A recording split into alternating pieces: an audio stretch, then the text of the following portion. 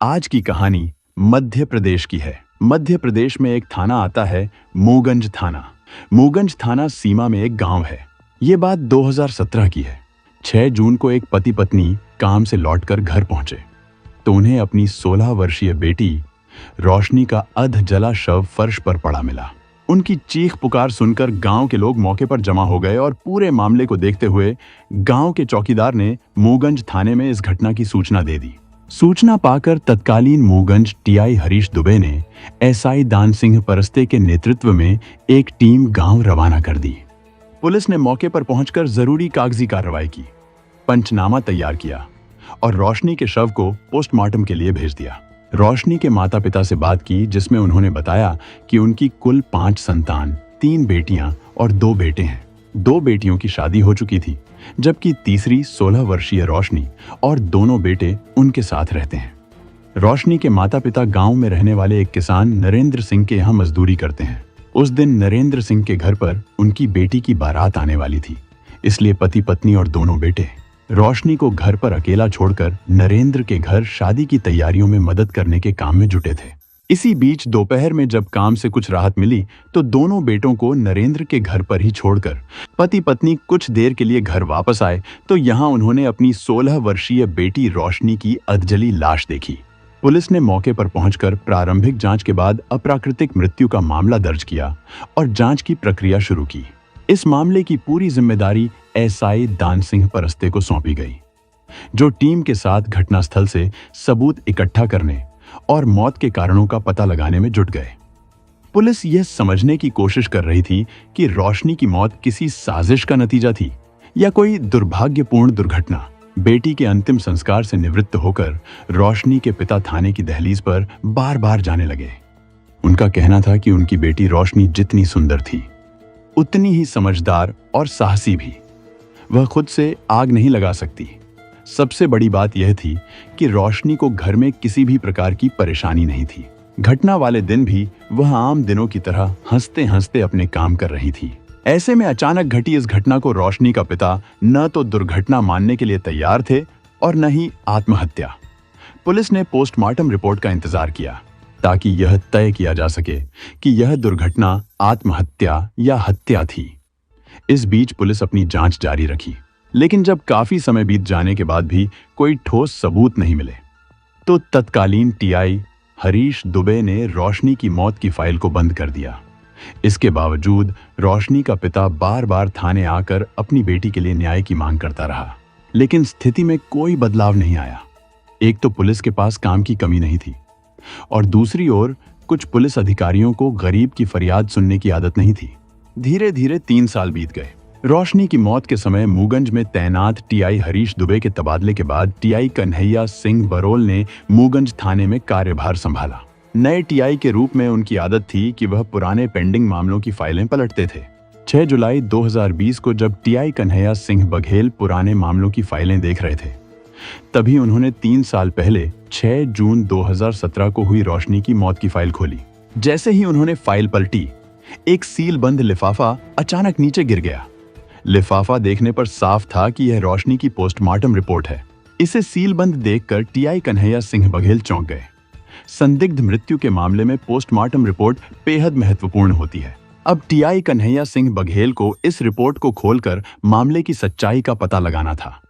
अधिकारियों की यह लापरवाही गंभीर थी, इसलिए यह मामला तत्कालीन आईजी चंदन शेखर के ध्यान में आया। उन्होंने सिंगरौली के एसपी वीरेंद्र कुमार सिंह को निर्देश दिया कि वे मूगंज थाना के पूर्व टीआई हरीश दुबे, एसआई दान सिंह परस्ते और एएसआई प्रमोद पांडे की लापरवाही की जांच करें। इस जांच का मकसद यह जानना था कि रोशनी की पोस्टमार्टम रिपोर्ट को देखे बिना फाइल क्यों बंद की गई। आईजी चंदन शेखर ने कहा कि मामले की गंभीरता को ध्यान में रखते हुए सभी तथ्यों की अच्छी तरह से जांच की जाए ताकि न्याय में कोई कमी न रह जाए। साथ ही साथ 3 साल से ठंडे बस्ते में पड़ा रहा रोशनी की मौत का मामला एक बार फिर जांच में आ गया, लेकिन अब तक मासूम बेटी की मौत के सदमे में रोशनी के पिता की मृत्यु हो चुकी थी। रोशनी की मौत और पुलिस कर्मियों की लापरवाही की जांच के बाद एसपी सिंगरौली वीरेंद्र कुमार सिंह ने अपनी रिपोर्ट आईजी रीवा को सौंप दी। इस रिपोर्ट के आधार पर तत्कालीन मूगंज टीआई हरीश दुबे, और जांच अधिकारी एसआई दान सिंह परस्ते को पुलिस सेवा से बर्खास्त कर दिया गया, जबकि एएसआई प्रमोद सिंह को निर्दोष मान लिया गया। हालांकि जांच में लापरवाही के लिए दोषी पुलिस कर्मियों को सजा मिल गई, लेकिन रोशनी की मौत का असली सच अब भी सामने नहीं आया था। पुलिस को यह समझना था कि केवल सजा देने से मामले का हल नहीं निकलेगा, बल्कि रोशनी की मौत के कारणों की भी खोज करनी होगी।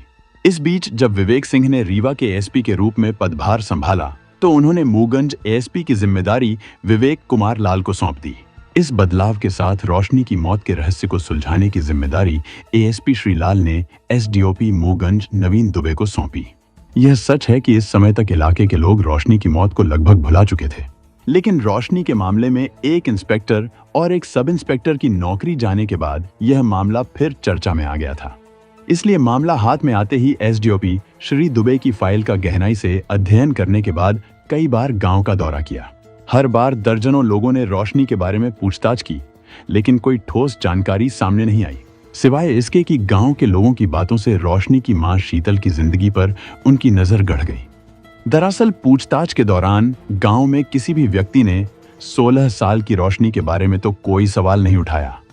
उल्टे उसकी मां को लेकर तरह तरह की बातें की, जिसमें सबसे खास बात यह थी कि शीतल की अपने मालिक नरेंद्र के साथ खास दोस्ती थी। पहले जब रोशनी और उसके दोनों भाई गांव में रहते थे, तब नरेंद्र उनके घर आता था, लेकिन रोशनी की मौत के सदमे के बाद उसके पति की भी मृत्यु हो गई और बेटों के काम की वजह से बाहर जाने के बाद नरेंद्र खुल्लम खुल्ला शीतल के घर आने जाने लगा। कभी कभी मां के अवैध संबंध उनकी जवान होती बेटी के लिए मुसीबत का कारण बन जाते हैं। यह बात पुलिस सेवा के लंबे अनुभव से एसडीओपी नवीन दुबे अच्छी तरह जानते थे।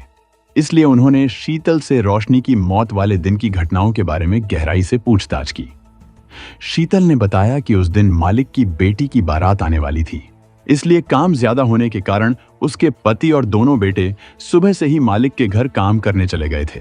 वह लगभग दोपहर 11 बजे के आसपास रोशनी को अकेला छोड़कर काम पर गई थी और जब वह वापस आई तो रोशनी जली हुई हालत में मिली। जब शीतल से पूछताछ हो रही थी, एसडीओपी श्री दुबे उसके हाव भाव पर ध्यान दिए हुए थे। उन्होंने देखा कि नरेंद्र का नाम आते ही शीतल के चेहरे का रंग बदल जाता है। इस पर उन्होंने शीतल के बाद पूछताछ के लिए नरेंद्र को बुलाने का निर्णय लिया। जैसे ही पुलिस ने नरेंद्र को बुलाया, वह थाने आने के बजाय गांव से फरार हो गया। इस हरकत से एसडीपी श्री दुबे समझ गए कि रोशनी की हत्या उसके मां के अवैध रिश्ते के चलते हुई है। उन्होंने तुरंत मुखबिरों के साथ साथ साइबर टीम को भी नरेंद्र की लोकेशन तलाशने के लिए लगा दिया। एसडीओपी श्री दुबे की इसी मेहनत के चलते 5 मई के रोज नरेंद्र को मूगंज पुलिस ने चौतरफा घेराबंदी करके नरेंद्र को पकड़ लिया। उसे एसडीओपी नवीन दुबे के सामने पेश किया गया। सामने खड़े नरेंद्र को ऊपर से नीचे तक देखते हुए एसडीओपी श्री दुबे ने कांपते पैरों को देखकर समझ लिया कि देर से ही सही रोशनी का कातिल अब पुलिस के हाथ लग चुका है। इस स्थिति में दुबे ने उसे गंभीरता से पूछताछ करने का निर्णय लिया, ताकि रोशनी की हत्या के पीछे का सच सबके सामने आ सके।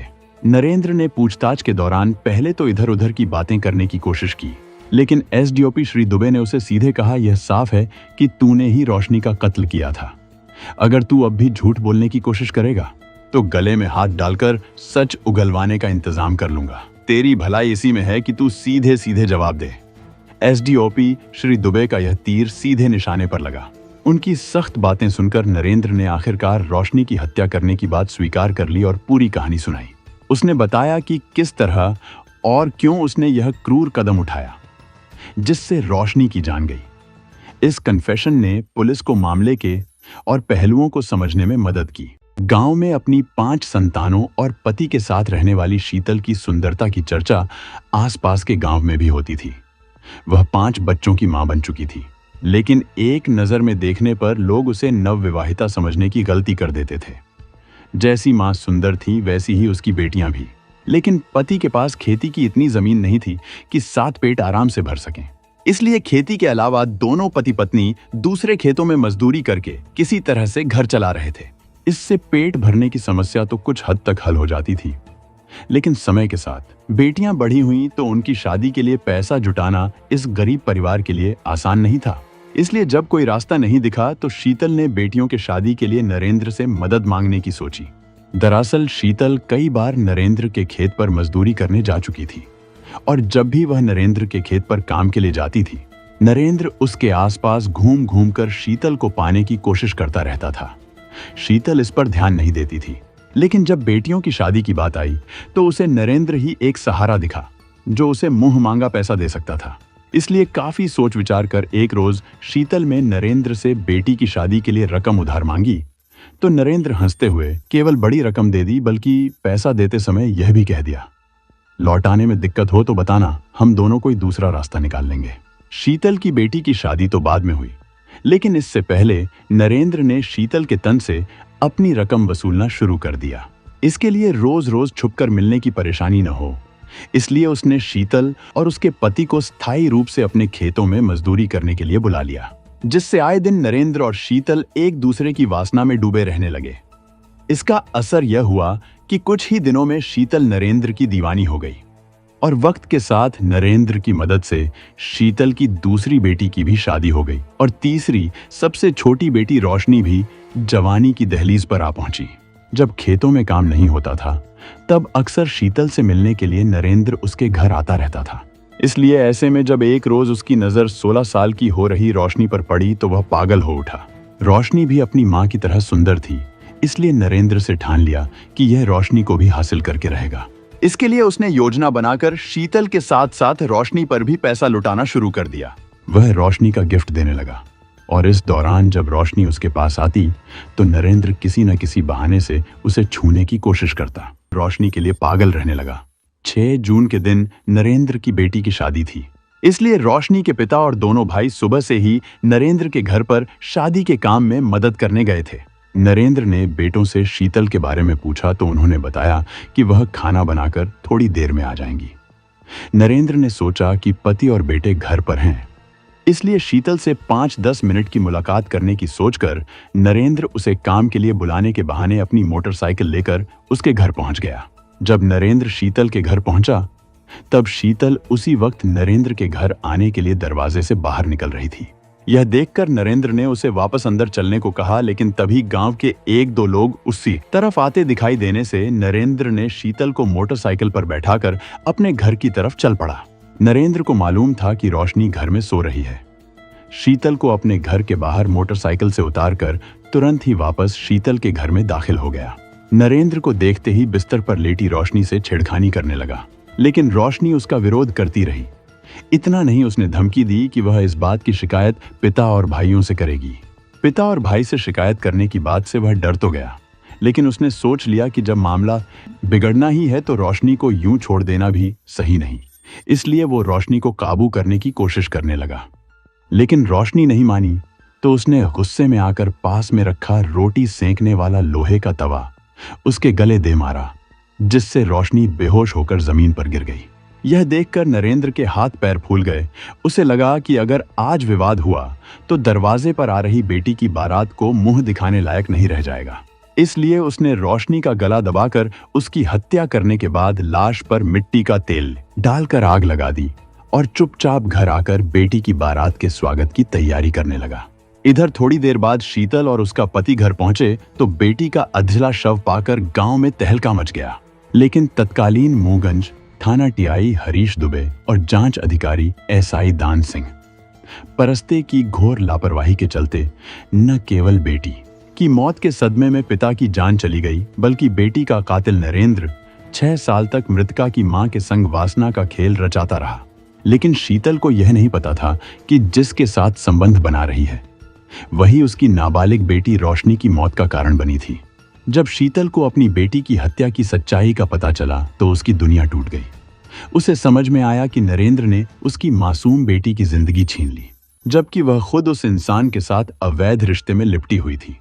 यह सोच उसे अंदर से तोड़कर रख दी। शीतल अपने आप को कोसने लगी। उसे एहसास हुआ कि उसकी एक गलती ने उसके परिवार को बर्बाद कर दिया। इस तरह शीतल की कहानी यह सिखाती है कि रिश्तों की कीमत हमारे परिवार और बच्चों की सुरक्षा से ज्यादा नहीं होनी चाहिए।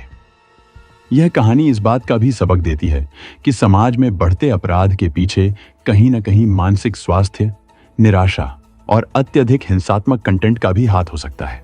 इसलिए सावधानी पूर्वक समझना जरूरी है कि कौन से शौक और रुचियां हमें सकारात्मक दिशा में ले जा रही हैं और कौन सी विनाश की ओर।